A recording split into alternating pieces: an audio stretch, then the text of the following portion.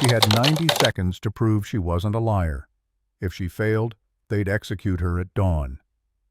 Winter Ravencroft knelt on cold marble silver chains biting into her wrists. The metal burned like acid against her skin, sending waves of agony up her arms. She didn't cry out. She'd learned years ago that screaming only made wolves enjoy your pain more. 600 pairs of eyes bore into her from the tiered stone seats rising toward the vaulted ceiling. The grand hall of Ashmont Palace had witnessed coronations, declarations of war, the execution of traitors. Tomorrow at dawn, it would witness one more death. Hers, unless she could do the impossible. But first, she needed to understand how saving a life had led her to the executioner's platform. The memory washed over her sharp and cold as the Montana blizzard that had started everything. The barn had been abandoned for 3 winters before Winter claimed it as her own. 8 miles from the nearest settlement, surrounded by snow-laden pines and the howling emptiness of January, it offered the bare minimum of shelter. Rotting boards, a roof that leaked, no heat except what she could coax from a fire pit she'd dug in the dirt floor. But it was hers. The only thing in this world that was. She woke that morning to 42 degrees below zero. The cold seeped through every crack in the walls, turning her breath to white clouds, freezing the tears that had crusted on her cheeks from another nightmare. Always the same nightmare. Fire, screaming, the smell of burning flesh, and a woman's voice, desperate and fading. "Hide her. Please, hide her." Winter sat up on her pile of stolen horse blankets, her body aching from malnutrition and the relentless cold. 96 pounds stretched over a 5-foot 2-inch frame, bones visible through papery skin, hair that had once been glossy black now hung limp and brittle to her waist. She hadn't owned a mirror in 5 years, but she knew what she looked like. She'd seen it in the eyes of pack wolves when they bothered to look at her at all. Worthless. Broken. Omega trash without even a wolf to justify her existence. Except she did have a wolf. She'd just never told anyone. Winter pulled on her only coat 3 sizes too large and smelling of mildew and stepped into the dawn. The world was white and blue and merciless. Snow stretched in every direction, broken only by the skeletal fingers of frozen trees. The sky hung low and gray, pregnant with the promise of more snow. A storm was coming. She could smell it on the wind, taste it in the air.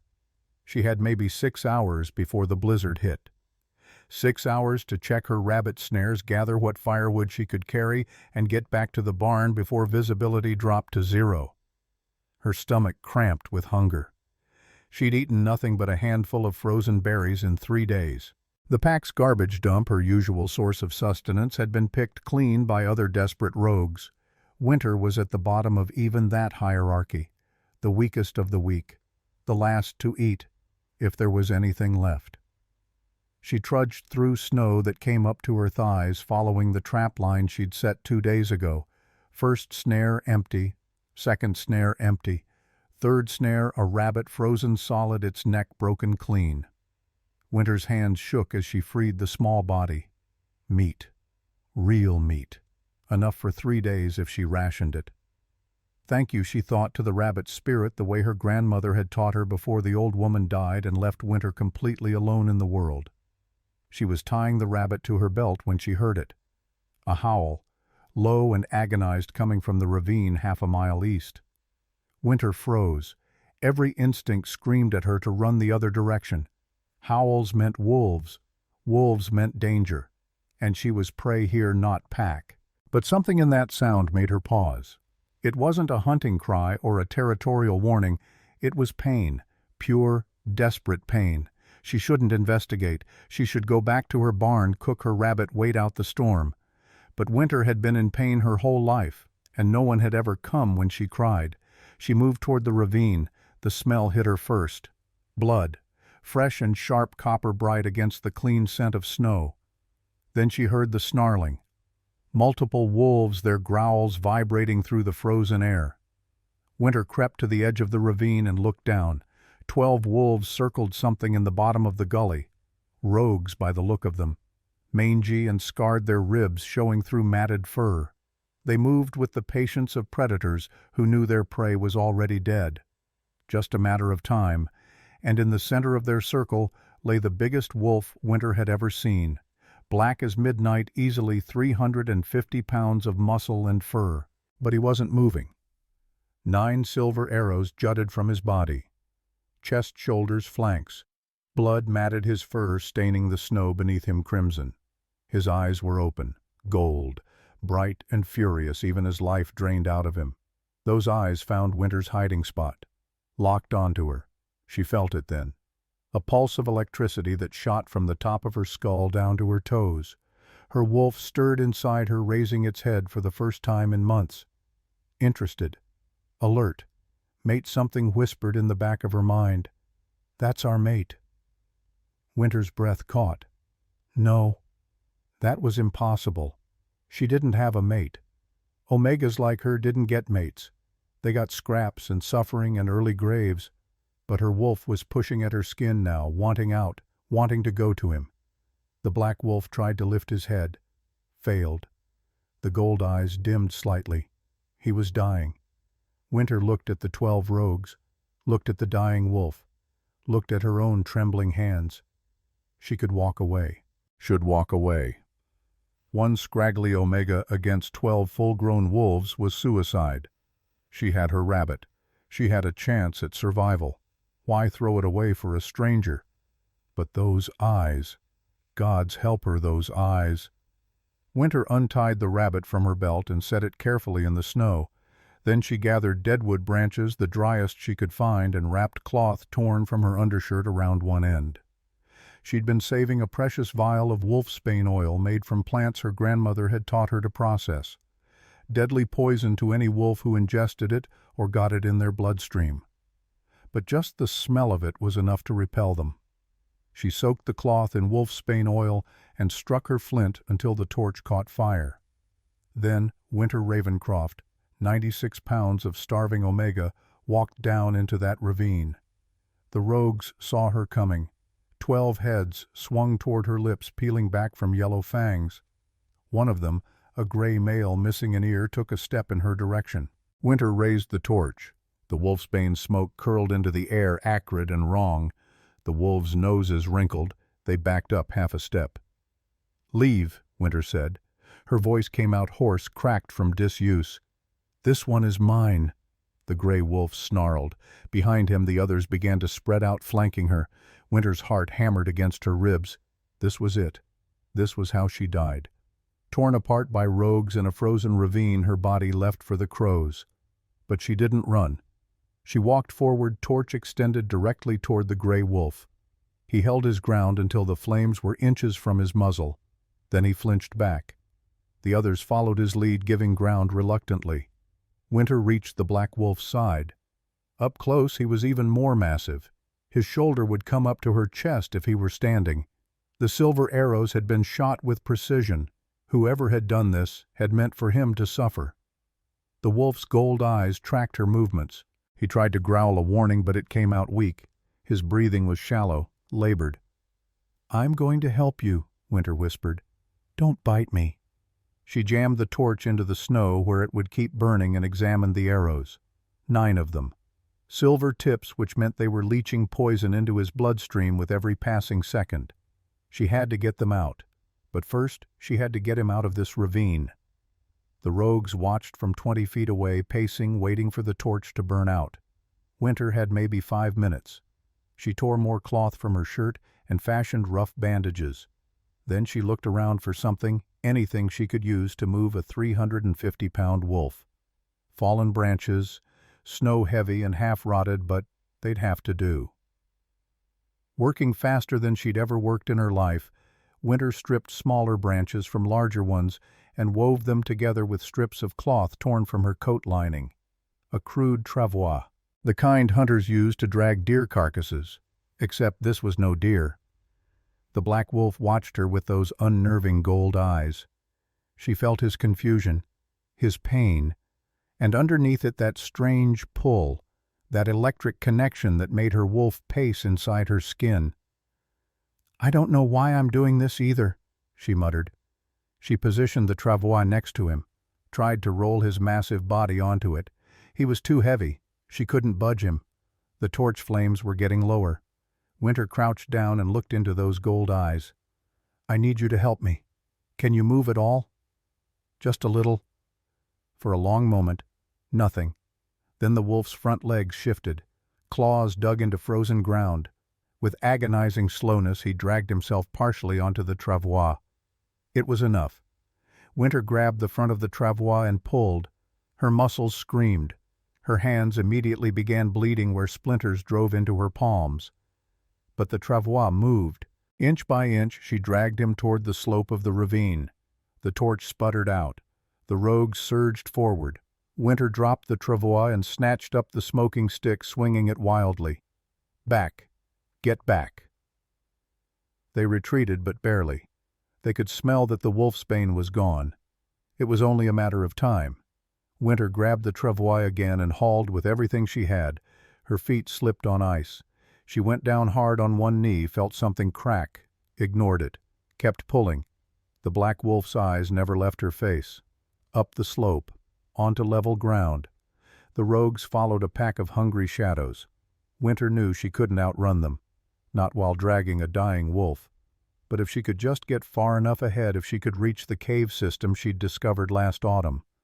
7 miles. The caves were 7 miles from here. She'd never make it. But she had to try.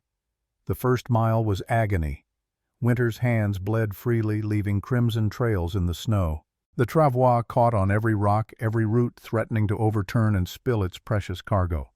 The wind picked up the promised blizzard, arriving early, and visibility dropped to 50 feet, then 30, then 10. The cold was murderous. 42 below zero when she'd started. Now it had to be colder. 45, 48, 50. Her breath came in short, painful gasps that felt like swallowing razor blades. Her toes went numb first, then her fingers even as she bled all over them. The wolf on the travois made small sounds. Whimpers. He was suffering with every bump and jostle. "I'm sorry," Winter panted. "I'm sorry, I'm going as fast as I can." The rogues stayed close. She could hear them just out of sight in the whiteout. Waiting, biding their time. At 2 miles, Winter fell for the first time. Face first into snow, the travois handles slipping from her frozen grip. She lay there, lungs burning, legs refusing to work. Get up. She couldn't. Get up or you both die. Winter's hands scrabbled in the snow, found the travois handles. She hauled herself upright and kept walking. At 3 miles, she heard the rogues rushing in, dark shapes in the snow. Winter dropped to her knees beside the dying wolf and pulled out her knife. 5 inches of steel, rusty and dull, but it was all she had. The lead rogue leaped. Winter slashed, caught him across the muzzle. He yelped and retreated. The others circled closer. The black wolf on the travois tried to rise. Couldn't. But he growled. Even dying, even helpless, he growled in defiance. Winter pulled a small pouch from her pocket. Wolfsbane powder, the last she had. She threw it in a wide arc. The rogues backed off, sneezing, their eyes watering. It bought her 30 seconds. Winter grabbed the travois and ran. At 4 miles, her vision started to tunnel. Black spots danced at the edges. Hypothermia, her mind supplied helpfully. "You're dying." She kept walking. At 5 miles, she couldn't feel her legs anymore. Couldn't feel anything below her waist. She looked down and saw that her right foot was leaving bloody prints in the snow. Frostbite had claimed 3 of her toes. She'd lose them, assuming she lived long enough for it to matter. The wolf's breathing had gone shallow, thready. He might not survive the journey even if they made it. 2 miles left.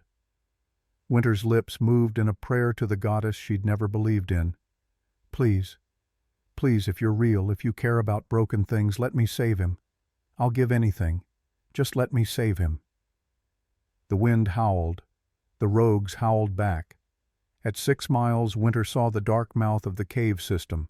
50 yards, 40, 30. The rogues realized she might actually make it. They charged. Winter screamed and pulled with the last of her strength. The travois skidded over ice. 20 yards. 10. teeth snapped at her heels. 5 yards. She felt claws rake down her back, shredding her coat, her skin, the cave mouth. Winter dragged the wolf inside and collapsed. She must have blacked out. When awareness returned, the first thing Winter noticed was that she was still alive. The second thing was the sound of snarling just outside the cave entrance. The rogues. They'd followed her to the threshold. Winter forced her eyes open. Her body screamed in protest. Everything hurt. Everything was cold and numb and broken. But she was alive. The black wolf lay 2 feet away, unmoving. For one horrible second, Winter thought he was dead. Then she saw the slight rise and fall of his chest, still breathing. Barely. Winter dragged herself to the back of the cave where she'd stashed supplies months ago. A fire-starting kit, some dried moss, stored firewood. With shaking hands that barely functioned, she built a small fire. It took 20 minutes and all her remaining willpower, but finally flames caught and held. Warmth. Blessed, beautiful warmth. The snarling at the cave mouth intensified. Winter looked up and saw eyes reflecting in the firelight. The rogues had come just inside the entrance. But wolves hated fire. They wouldn't come closer. Not unless they were desperate. And Winter had at least tonight before they got that desperate. She turned her attention to the dying wolf. 9 silver arrows. She had to get them out. But removing them would cause more bleeding, more pain. He might die from the shock alone. Winter pulled her knife from her belt, heated the blade in the fire. Then she moved to the wolf's side and placed one hand on his massive head. "This is going to hurt," she whispered. "I'm sorry." She gripped the first arrow and pulled. The wolf's eyes flew open. He tried to lunge to bite, but he was too weak. The arrow came free with a wet sucking sound. Blood gushed from the wound. Winter pressed moss against it, applying pressure, moved to the second arrow, pulled. The wolf howled, a sound of pure agony that echoed off the cave walls and made the rogues outside retreat a few steps. Third arrow, fourth, fifth. By the 6th arrow, the wolf's eyes had gone glassy. He was slipping away. "No," Winter said fiercely. "No, you don't get to die. Not after I dragged you 7 miles through hell. You stay with me." She pulled the 7th arrow, applied pressure to the wound, moved to the 8th. Her hands were covered in his blood now. It steamed in the cold air, shockingly red against her pale skin. 8th arrow out. 9th and final arrow lodged in his shoulder, dangerously close to his heart. Winter gripped it, took a breath, pulled. The wolf convulsed, his body arched. For a second, Winter thought she'd killed him. Then the convulsions stopped. He went limp and began to change. Winter scrambled backward as the wolf's form shimmered, blurred. Bones cracked and reformed. Fur receded. The massive animal collapsed in on itself and reformed as a man.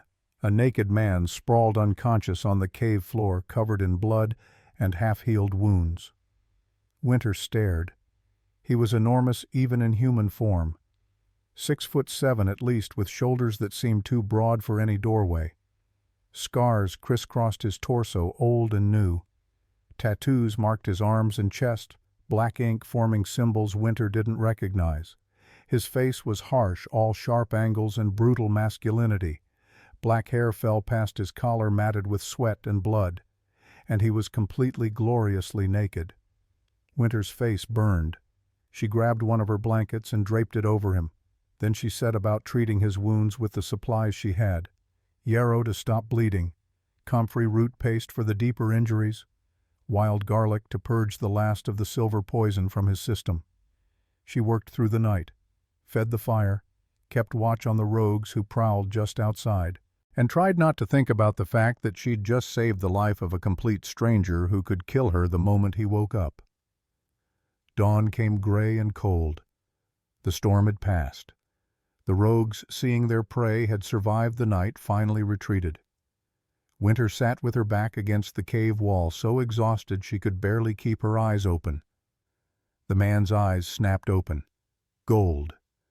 Those impossible gold eyes locked onto her face. For a heartbeat, neither of them moved. Then his hand shot out impossibly fast and closed around her throat. "Who sent you?" His voice was gravel and smoke rough with pain. "Who are you working for?" Winter couldn't breathe, couldn't speak. Her hands clawed uselessly at his grip.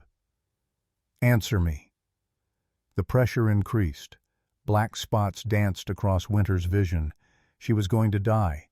After everything, she was going to die at the hands of the man she'd saved. Then something changed in his eyes. His pupils dilated, blown wide. The grip on her throat loosened, and Winter felt it again.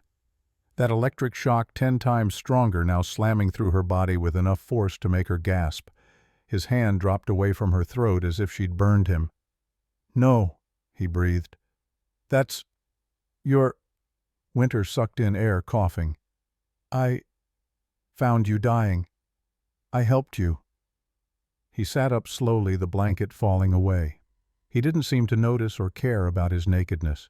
His eyes never left her face, studying her with an intensity that made her want to squirm. "What's your name?" Each word precise, careful. "Winter. Winter Ravencroft." "I'm Theron Ashmont." He paused. "Alpha King of the Northern Territories." Winter's blood turned to ice. Alpha King. She'd saved the Alpha King. "And you..." Theron continued, his voice dropping to something between wonder and horror, "are Moonborn." I don't know what that means." "It means your bloodline was supposed to be extinct." His hand lifted, not threatening this time, and brushed her cheek with shocking gentleness. "Where were you born, Winter?" "I don't know. I was found as an infant. In burned ruins. Northern border. 23 years ago." All color drained from Theron's face. "The Moonborn massacre," he whispered. "My father said everyone died. He said it was a rogue attack." "What massacre?" Theron's eyes closed. When he opened them again, Winter saw guilt there. Deep and terrible. 23 years ago, my father ordered the execution of every man, woman, and child in the Moonborn bloodline. He claimed they tried to overthrow him. Claimed they were a threat to pack stability. His voice cracked. "If you're Moonborn, if you're from that territory, then my family murdered yours." Winter sat frozen. Her family. She'd had a family once, and this man's father had killed them all. "Why?" The word came out broken. "Because Moonborn wolves could speak to the goddess, receive prophecies. They existed outside the normal hierarchy. My father feared their power." Theron's hand dropped. "I was 8 years old when it happened. I didn't know. I swear to you I didn't know the truth until 3 years ago when he died, and I found his sealed archives." Before Winter could respond, before she could process this revelation, sounds echoed from outside the cave. Horses. Men shouting. Theron tensed, head swiveling toward the entrance. "My guards. They tracked me." "That's good, right? They'll help." "No." His voice went hard. "Whoever sent those rogues to kill me is in my inner circle, which means I don't know who to trust." The cave entrance darkened as figures appeared. Beta guards in silver armor led by an older man in the robes of a High Council member. "Alpha King." The older man's voice rang with relief. "Thank the goddess you're alive." His eyes shifted to Winter, and something cold passed through them. "And who is this?" The man stepped fully into the cave, flanked by 6 armed guards. Winter recognized the symbols on his robes. High Elder, one of the most powerful positions in pack hierarchy. "Aldrich Fenwick," Theron said carefully. "I was ambushed by rogues. This woman saved my life." Aldrich's nose wrinkled as he scented the air. His eyes narrowed on Winter. "This woman reeks of wolfsbane, my king, and wolf blood." He moved closer. "I think she's the one who tried to kill you." "No." Winter scrambled to her feet. "I saved him. I pulled 9 arrows out of..." "Seize her," Aldrich commanded. Two guards moved forward. Winter tried to run, but she was weak, exhausted, still bleeding from a dozen injuries. They caught her easily. "She's my mate." Theron struggled to rise, but he was still weak from silver poisoning. "Touch her, and I'll—" "You're delirious, my king," Aldrich said smoothly. "The silver has affected your mind. This rogue tried to assassinate you. We'll take her back to Ashmont Palace for proper trial before the council." The guards produced silver chains. The moment the metal touched Winter's skin, she screamed. It burned like acid searing through flesh. The guards locked the chains around her wrists, her ankles. "No," Winter gasped. "Please, I didn't—" "Take her away," Aldrich ordered. Theron tried to stand, swayed, and collapsed. "Don't touch her." But the guards were already dragging Winter out of the cave. She fought, screaming, begging, but she was 96 pounds of starving Omega against trained warriors. They threw her into an iron cage on the back of a wagon. Through the bars, Winter saw Theron being helped onto a horse, still protesting weakly. Aldrich mounted his own horse and rode close to Winter's cage. He leaned down, his voice low enough that only she could hear. "You should have stayed hidden, little moonborn. Now you'll burn just like the rest of your cursed bloodline." He smiled, and Winter realized with cold, creeping horror that this man knew exactly what she was, had known the moment he smelled her, and he'd been involved in killing her family. The wagon lurched into motion, carrying her toward Ashmont Palace, toward a trial she couldn't win, toward an execution that was already decided. Winter pressed her burned hands against the cold iron bars and watched the cave disappear behind her. She'd saved the Alpha King's life, and it was going to cost her everything. 3 days of hell followed. 3 days locked in an iron cage barely large enough to crouch in, dragged through snow and ice. 3 days without food or water. 3 days of silver chains burning her wrists raw. The guards rotated shifts. None would meet her eyes. None would answer her questions. At night, through the bars, Winter could see Theron riding with the company. He'd recovered enough to sit a horse, but Aldrich kept him surrounded by guards loyal to the High Elder. Every time Theron tried to approach Winter's cage, Aldrich intercepted him with concerns about security protocols and proper procedures. On the second day, a female guard younger than the others slipped Winter a water skin when no one was looking. Winter drank greedily, the liquid burning her parched throat. "Why?" Winter whispered. The guard glanced around nervously. "My sister was Omega, starved to death when I was 12. They said she wasn't worth feeding." She met Winter's eyes. "Whatever you did or didn't do, I don't think you deserve this." Then she was gone. On the third day they reached Ashmont Palace. Winter had never seen anything like it. A fortress of dark stone rising from a mountain peak, towers reaching toward gray sky, walls thick enough to withstand siege, and everywhere wolves, hundreds of them training in courtyards, patrolling ramparts, moving with the confidence of those who belonged. Winter had never belonged anywhere. They hauled her cage through massive gates into a courtyard where a crowd had already gathered. Word had spread. The would-be assassin of the Alpha King, a rogue who'd dared to attack their leader. Someone threw a rock. It struck the cage bars, missing Winter's head by inches. "Murderer! Kill the rogue! Burn her!" Theron pushed through the crowd, fury radiating from him. "Enough! She's under my protection until trial." "Is she my king?" Aldrich's voice carried across the courtyard. "Or is the mate bond clouding your judgment? Silver poisoning can cause delusions even in alphas." Murmurs rippled through the assembly. Winter saw doubt in their eyes. Their king claiming a rogue assassin as his mate. It was madness. "Council meeting," Theron growled. "Now, we settle this properly." "Of course, my king," Aldrich smiled. "The prisoner will be held in the dungeons until trial tomorrow at dawn. Standard protocol for assassination attempts." Winter was dragged from her cage and thrown into the palace dungeons. They locked her in a cell with walls of solid stone and bars of iron. The silver chains stayed on. She sat on the stone bench alone in the darkness and tried not to think about burning. Footsteps echoed in the corridor. Winter looked up expecting guards. Instead, a woman appeared, tall and elegant in a gown of deep emerald, auburn hair in perfect waves, green eyes studying Winter like she was an insect. "So, you're the little Omega causing all this trouble?" The woman's voice dripped with contempt. "I'm Drusilla Corvain, daughter of Aldrich Fenwick, and until 3 days ago I was betrothed to become Luna Queen." Winter said nothing. "Theron was supposed to be mine. 27 years I've waited. 27 years of carefully planned alliances, of playing the perfect political match." Drusilla's hands clenched into fists. "And then you appear, dragging yourself from whatever gutter spawned you." She moved closer to the bars. "Tomorrow you'll stand trial. They'll demand you shift to prove you're moonborn, to prove the mate bond is real." Her smile was sharp as broken glass.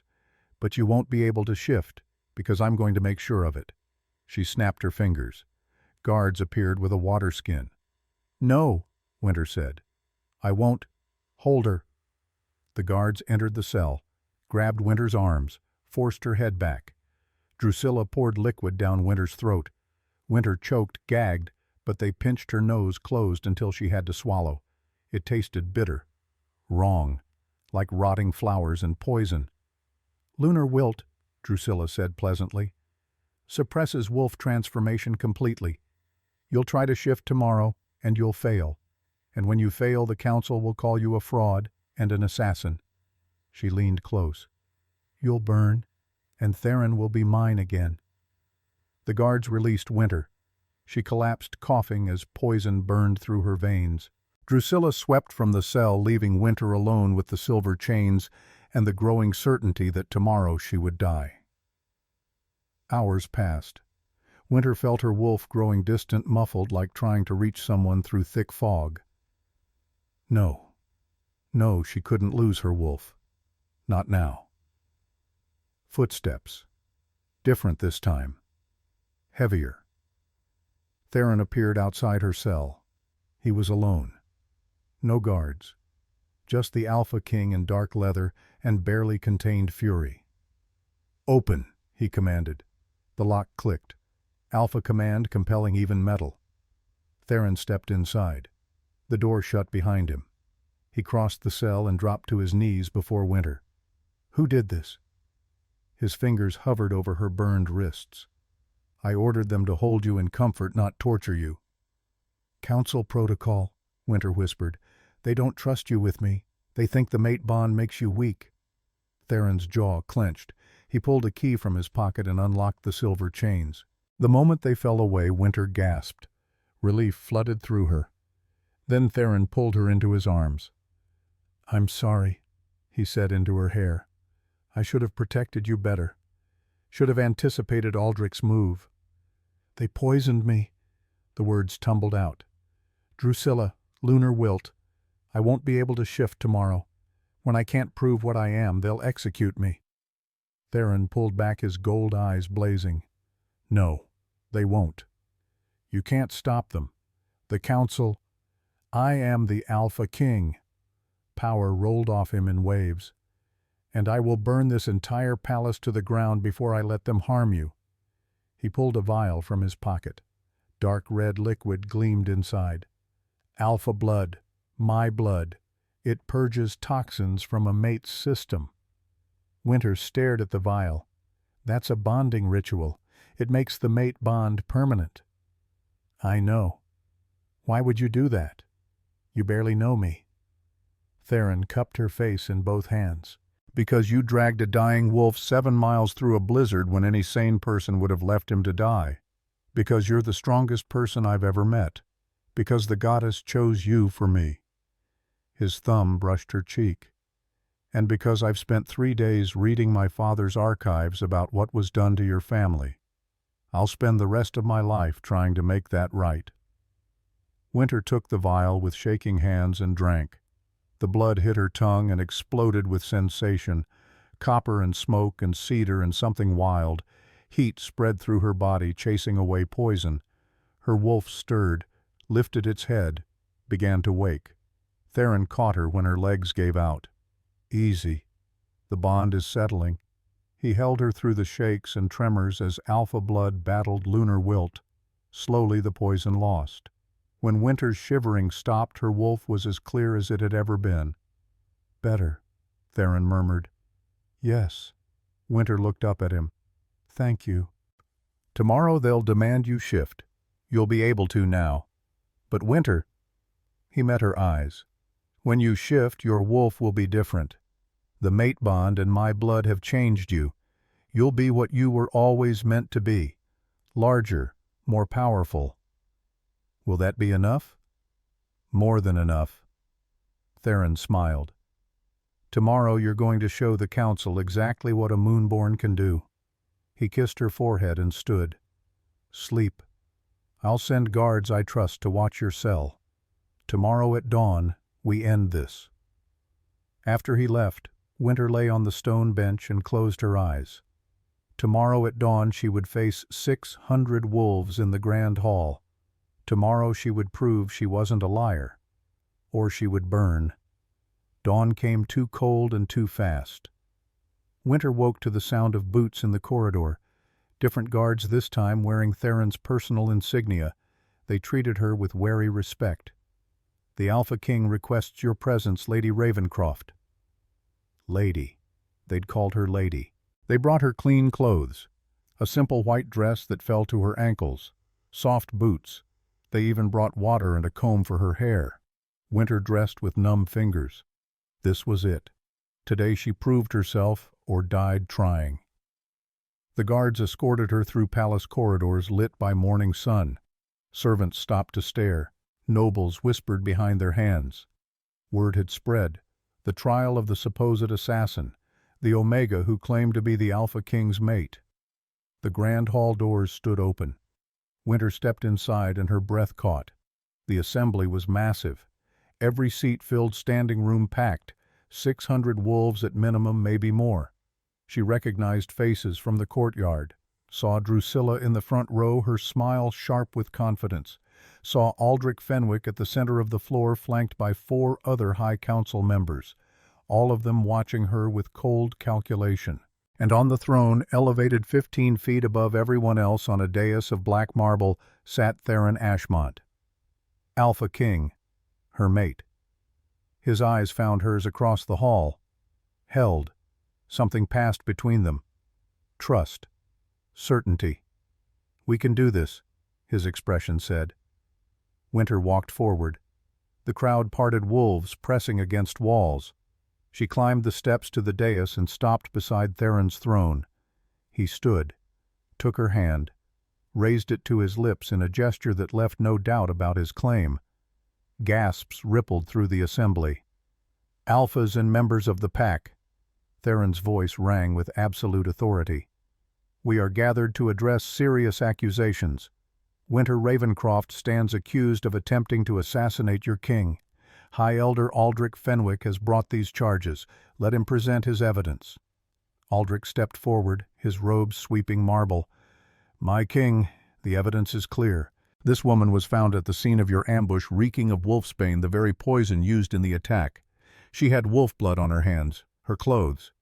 She claims to have saved you, but I say she orchestrated the attack and stayed to ensure your death. Murmurs of agreement. More concerning, Aldrich continued, she claims to be moonborn, a bloodline extinct for 23 years.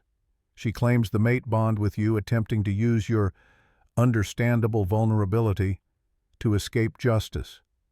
He turned to the assembly. I say she's a fraud, a rogue spy sent by our enemies, and I call for her immediate execution. The hall erupted in shouts, some agreeing, some protesting, all of them loud.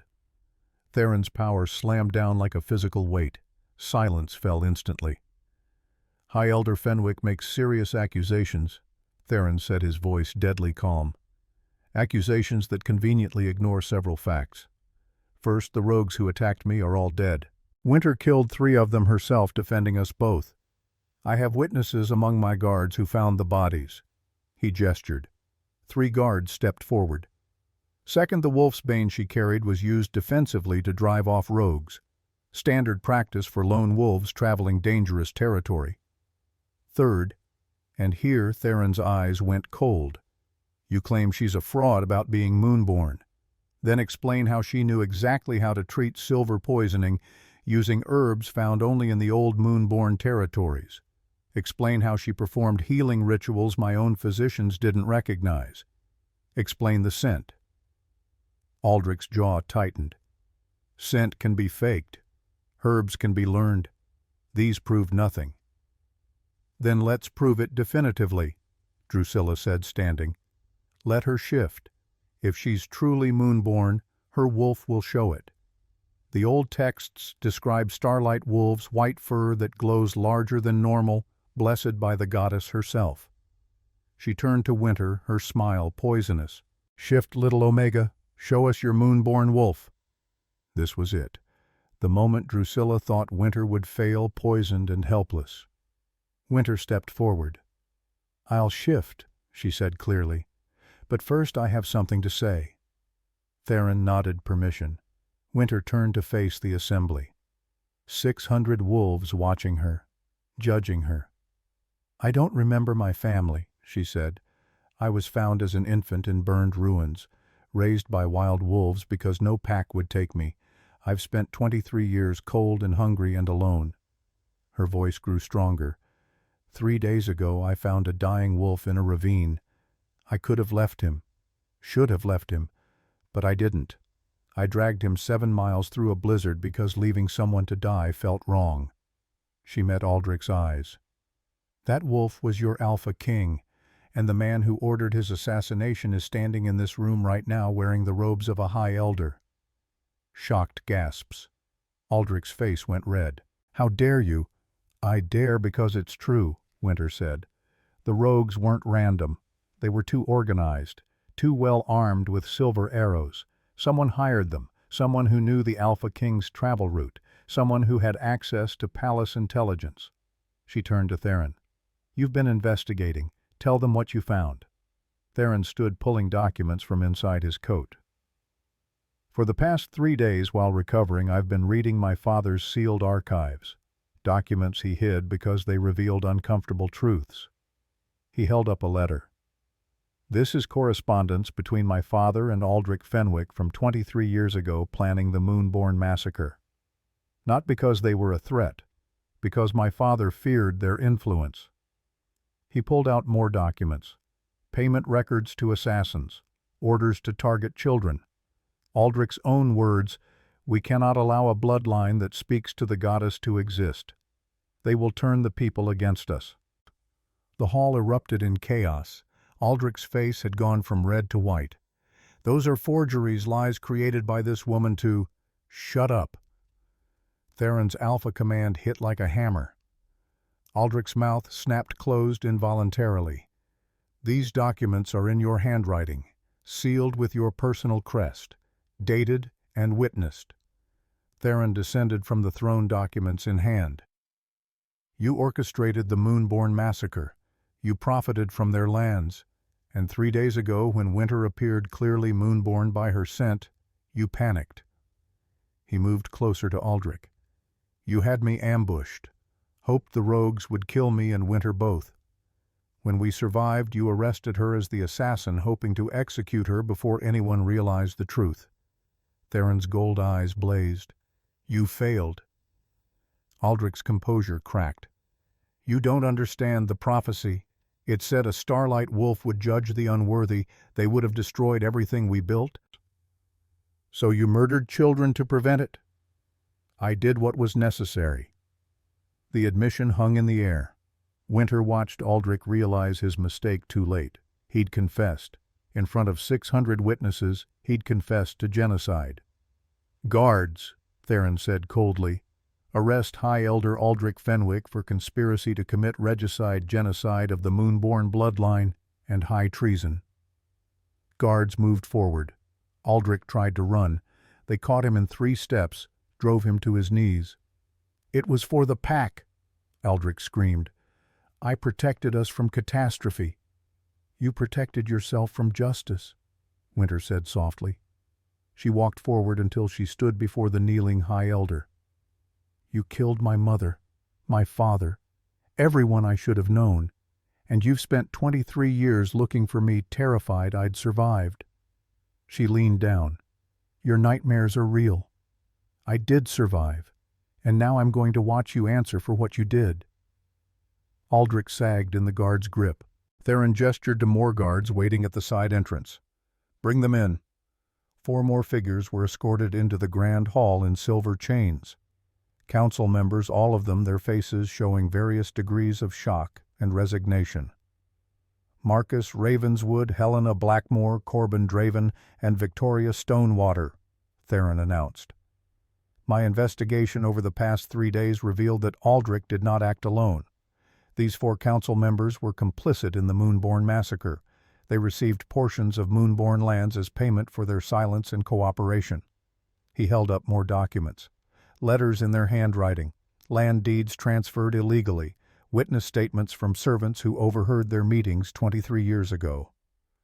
The 4 stood silent, knowing denial was pointless. They will stand trial alongside Aldrich and face the same judgment. Drusilla stood, her face pale but determined. Even if my father is guilty, and I don't believe these documents are real, that doesn't prove she's Moonborn.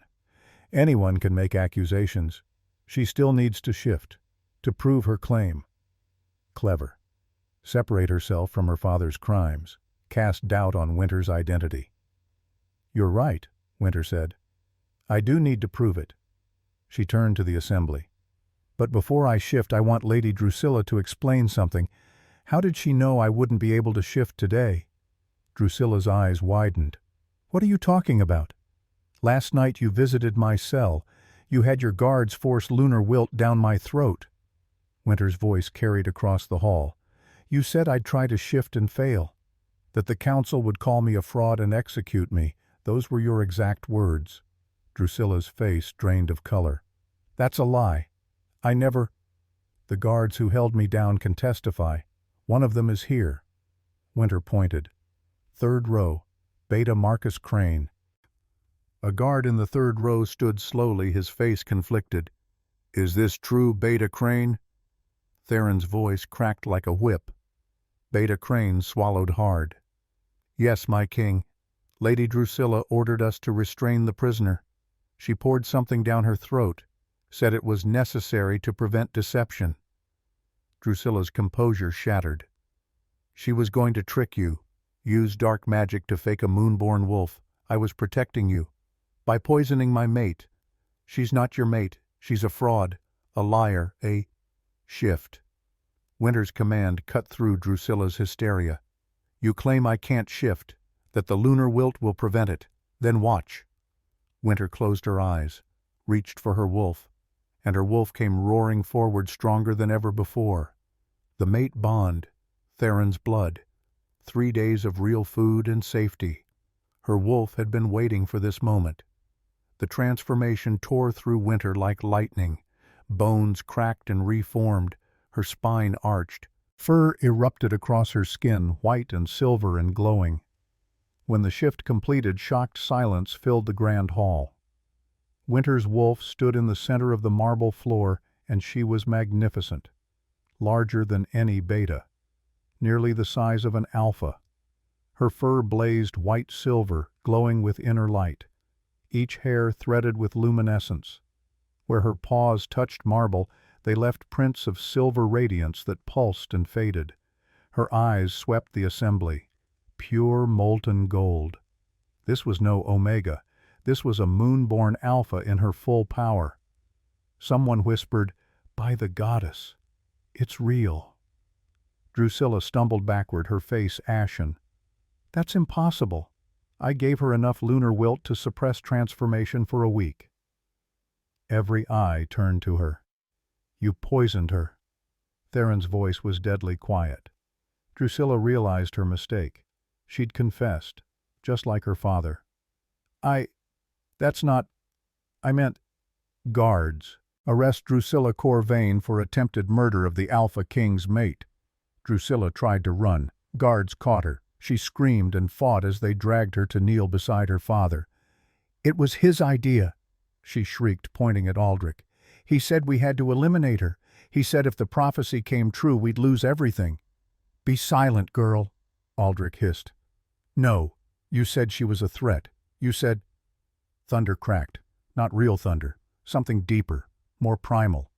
Behind Theron's throne, the massive moon goddess statue began to move, stone grinding against stone. Impossible. The statue had stood in the Grand Hall for 300 years, carved from a single block of marble. It didn't move. But it was moving now. The 25-foot sculpture turned slowly, ponderously, until the carved face pointed directly at Winter's glowing wolf form. The marble eyes began to glow, silver light, bright and terrible and beautiful. Then the goddess spoke. Her voice filled every corner of the hall, resonated in every bone, echoed in every soul. This one is mine. Wolves dropped to their knees, foreheads to marble, instinct overwhelming conscious thought. Marked by my hand, last daughter of the Moonborn, stolen from flame, raised in ice, returned to light. The statue's arms lowered, one carved marble finger extended, pointing at the 6 prisoners kneeling in chains, Aldrich, Drusilla, and 4 other council members whose names Winter didn't know. These are the unworthy. They shed innocent blood for power. They murdered my chosen children. They defied my will. The finger moved to point at Winter. This one judges. This one restores. Let balance be returned. Light exploded from the statue, silver radiance connecting to Winter's glowing form. She felt power pour through her, ancient and terrible and loving. This was what she was, what she'd always been meant to be, the last Moonborn, the Starlight Wolf, blessed by the goddess herself. When the light faded, not a single wolf in the Grand Hall was standing. All of them, from the lowest Omega to the highest Alpha, had their foreheads pressed to the floor. All except one. Theron Ashmont descended from his throne, walked through the prostrate assembly, stopped before Winter's massive wolf. Then the Alpha King knelt. "Forgive me," he said, his voice breaking, "for not protecting you sooner, for what my family did to yours." Winter shifted back to human form. Someone threw a cloak over her, Theron's cloak, still warm from his body. She looked down at the most powerful Alpha in the Northern Territories kneeling before her. "Get up," she whispered. He rose, cupped her face in both hands. "You're my mate. The goddess just confirmed what I knew in that cave. You're mine. And I swear to you, Winter Ravencroft, no one will ever hurt you again." He turned to face the assembly. His Alpha command brought them to their feet. High Elder Aldrich Fenwick, Drusilla Corvain, Council members Marcus Ravenswood, Helena Blackmore, Corbin Draven, and Victoria Stonewater. Theron's voice carried to every corner of the hall. "You stand accused of genocide, conspiracy to commit regicide, and high treason. The evidence is overwhelming. The goddess herself has judged you unworthy." He looked at Winter. "The judgment is yours. What sentence do you demand?" Winter walked forward until she stood before the 6 kneeling conspirators. These people who'd murdered her family, who'd hunted her for 23 years, who'd tried to kill her 3 days ago. "For the genocide of the Moonborn bloodline," she said clearly. "For the attempted murder of your Alpha King. For 23 years of lies and corruption." She paused. "The sentence is death, at dawn tomorrow, by fire as my family died." Theron nodded. "So it is declared. Let justice be done." The prisoners were dragged away. Aldrich went silently broken. Drusilla screamed curses until guards gagged her. Winter stood in the center of the Grand Hall, wrapped in the Alpha King's cloak, and felt something shift inside her chest. Not revenge, justice. For her mother, her father, her family, for everyone the corrupt council had hurt over decades. Theron pulled her close. "You did it." Winter leaned into him, suddenly exhausted. "Is it over?" "The trial?" "Yes. Tomorrow we have executions. And then—" He tilted her chin up, gold eyes warm. "Then I'm going to ask you a question." "What question?" Theron smiled. "You'll see." He led her from the grand hall as the assembly erupted in howls, some in grief, some in celebration, all of them in shock. The barn rat had become a queen, and the kingdom would never be the same. The execution platform stood in the central courtyard of Ashmont Palace, built from black stone that had witnessed 3 centuries of judgments. 6 wooden stakes rose from the platform, each wrapped with kindling and oil-soaked cloth. The scent of pitch and fear hung heavy in the pre-dawn air. Winter stood on a balcony overlooking the courtyard, wrapped in furs against the February cold. Below, thousands of wolves had gathered from every corner of the northern territories. They'd come to witness justice for crimes committed before most of them were born. Theron stood beside her, his hand warm on the small of her back. "You don't have to watch," he said quietly. Winter shook her head. "Yes, I do. My family deserves a witness." The eastern sky began to lighten. Dawn approached. Guards brought out the prisoners. Aldrich walked with his head high, unrepentant, to the last. Drusilla sobbed and begged. The other 4 showed various degrees of fear and resignation. They were chained to the stakes. Theron's voice carried across the courtyard. "Aldrich Fenwick, Drusilla Corvain, Marcus Ravenswood, Helena Blackmore, Corbin Draven, Victoria Stonewater, you have been found guilty of genocide conspiracy to commit regicide and high treason. The sentence is death. Do you have final words?" Aldrich lifted his head. "The prophecy will destroy you all. The Starlight Wolf will judge the unworthy, and you, Alpha King, will be found wanting." "Perhaps," Theron said. "But you won't be alive to see it." He nodded to the executioner. The torch touched kindling.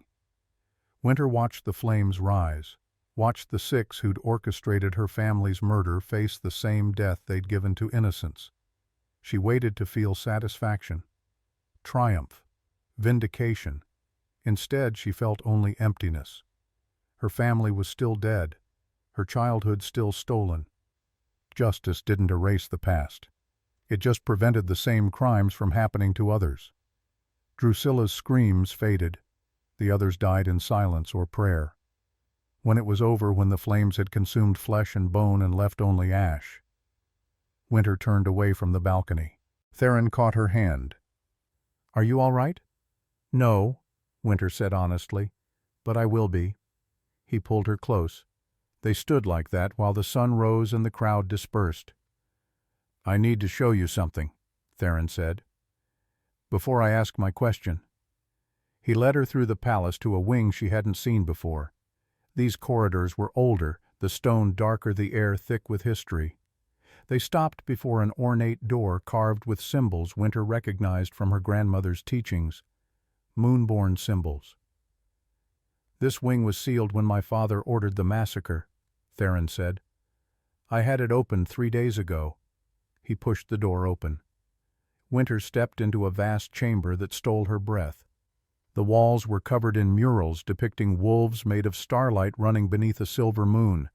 Tapestries showed scenes of healing prophecy, communion with the divine. Glass cases held artifacts, journals, ceremonial robes, crystals still glowing faintly with captured moonlight. And on the far wall, a gallery of portraits. 43 faces looked out from gilded frames. 17 adults, 26 children, every moonborn who'd died in the massacre. Her family. Winter walked along the gallery slowly. Strong features, dark hair, golden eyes that seemed to follow her. She stopped before the last portrait. A woman in her late 20s with Winter's exact face holding an infant wrapped in white cloth. The nameplate read, "Liana Moonborn and Daughter Winter," painted 6 months before the massacre. "You were named before they found you," Theron said softly. "Your mother painted this and hid it in a vault beneath your family estate. I found it in the archives." Winter stared at her mother's face, at the baby who would grow up alone sleeping in barns eating garbage. "She looks like me." "Yes." Theron pulled a leather-bound book from a case. "This is her journal. She was the most powerful healer the Moonborn had seen in generations. could cure illnesses no one else could identify, could communicate with the goddess in waking visions. He opened it to a marked page. My daughter will be special. The goddess told me in my vision last night. Winter will be the last and the brightest. She will rise from ice and ashes to restore what was stolen. I'm so afraid for her. The council watches us with suspicion. Aldrich Fenwick whispers poison in the Alpha King's ear. I fear they will move against us soon. But the goddess promised me Winter will survive, promised me my baby will live to see justice done. If you're reading this, my darling girl, know that I loved you more than Starlight itself. Know that everything I did to keep you safe. You were always meant to be a queen.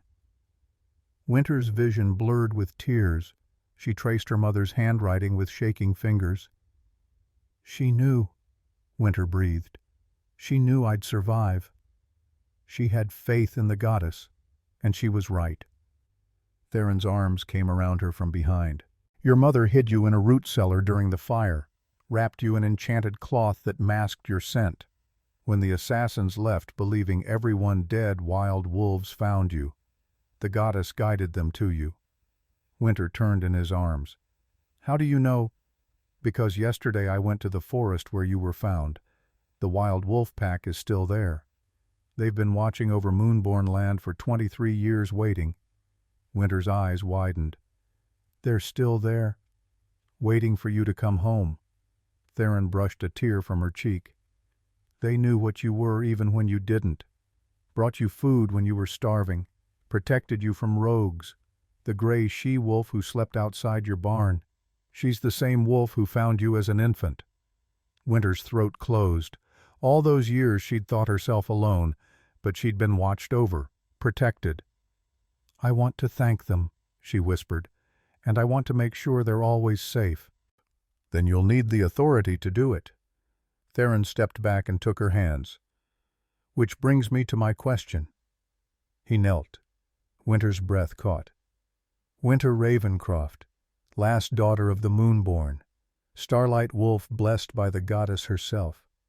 His voice was steady, but his hands trembled. 4 days ago you dragged a dying wolf 7 miles through a blizzard. You taught me what real strength looks like, what courage means. He pulled a ring from his pocket, platinum shaped like a crescent moon with a stone in the center that glowed with captured starlight. This stone appeared on the royal jeweler's workbench the morning after the goddess blessed you. There was a note with it for the Starlight Queen. Winter's hand flew to her mouth. I don't deserve you, Theron continued. My family murdered yours. I'm asking you to take the name of the bloodline that destroyed everything you should have had. But I'm asking anyway. He held out the ring. Will you marry me? Will you be my Luna Queen? Will you let me spend the rest of my life making sure you never sleep in a barn, never go hungry, never feel worthless again? Winter looked at this man who'd been a stranger 5 days ago. This Alpha King who'd unsealed forbidden chambers, read her mother's journals, commissioned a ring from moonlight itself. She thought about the barn, the garbage heaps, the beatings and cold and loneliness. She thought about dragging a dying wolf through snow because leaving him felt wrong. She thought about the goddess blessing her before 600 witnesses. She thought about her mother's words, "You were always meant to be a queen." Yes, Winter said. 1,000 times yes. Theron slipped the ring onto her finger. It fit perfectly warm against her skin, pulsing gently in rhythm with her heartbeat. He stood and kissed her, deep and claiming and full of promise. When they broke apart, Winter was breathless. When? 8 weeks. Time to prepare a ceremony worthy of a moonborn queen. Time for you to learn what you need to know.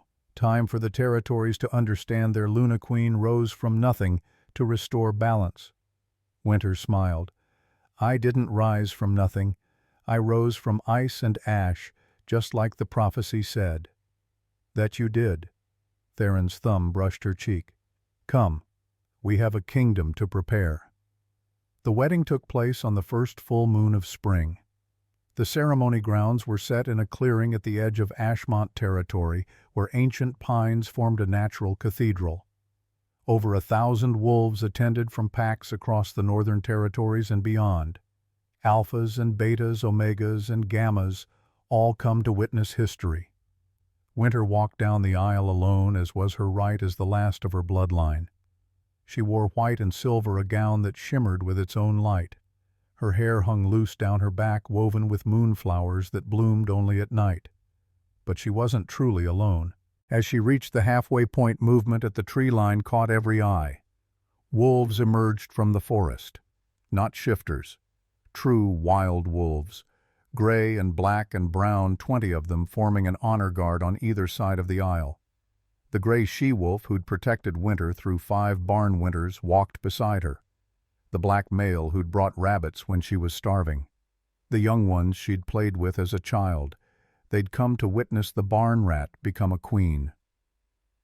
Theron waited at the altar, magnificent in black leather and ceremonial furs. When Winter reached him, he took her hands, and his eyes shone gold. The high priestess stepped forward. Behind her, the moon goddess statue had been brought from the palace. It glowed softly in the moonlight.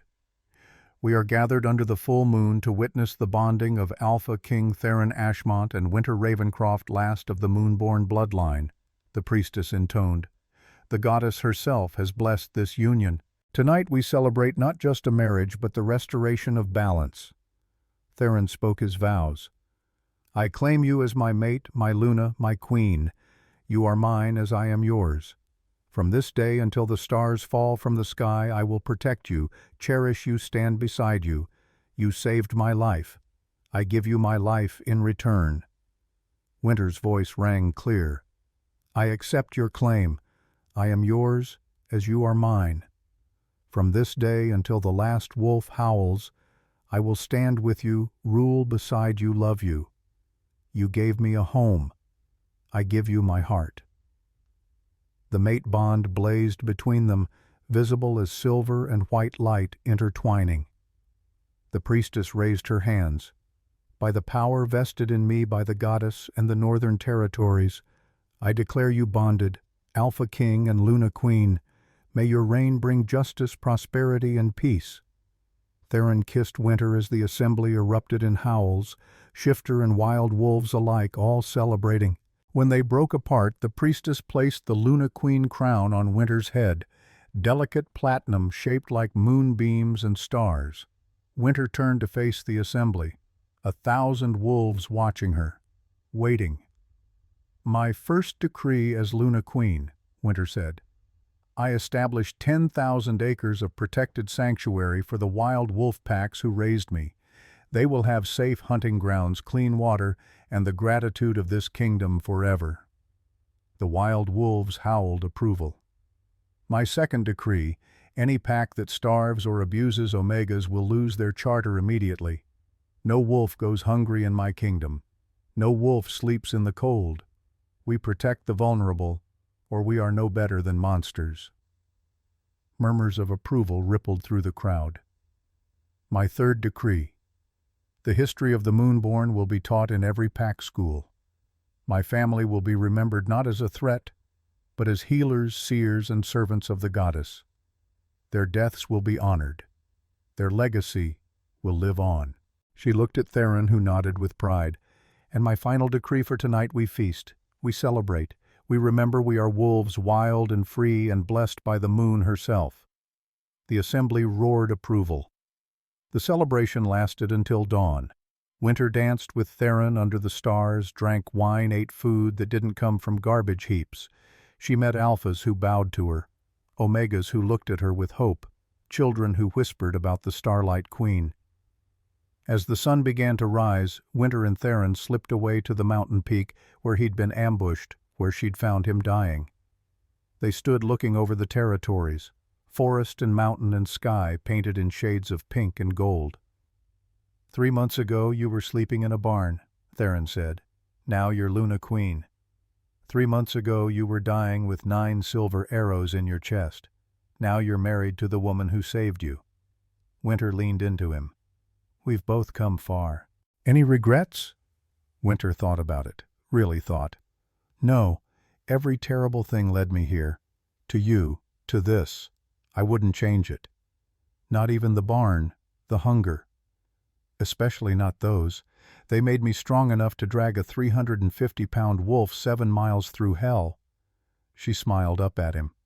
They made me strong enough to be your queen. Theron kissed her forehead. You were always strong enough. You just needed the chance to prove it. They stood in silence as the sun climbed higher. Below, the territories spread out in wild beauty. Their kingdom, their responsibility, their home. Winter closed her eyes and reached out with the moonborn gift she was learning to use, and in the space between waking and dreaming she felt her mother's presence. My darling girl, I'm so proud of you.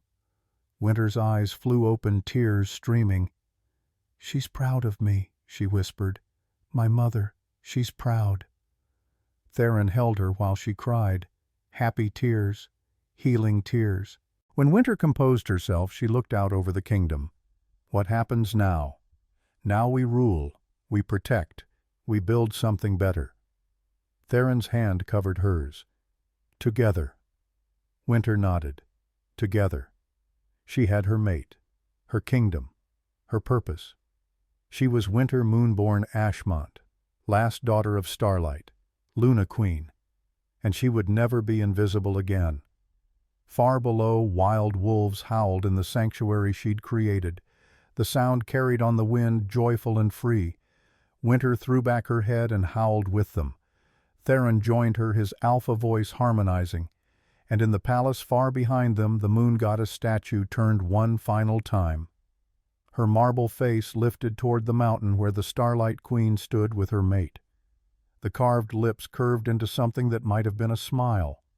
Balance had been restored.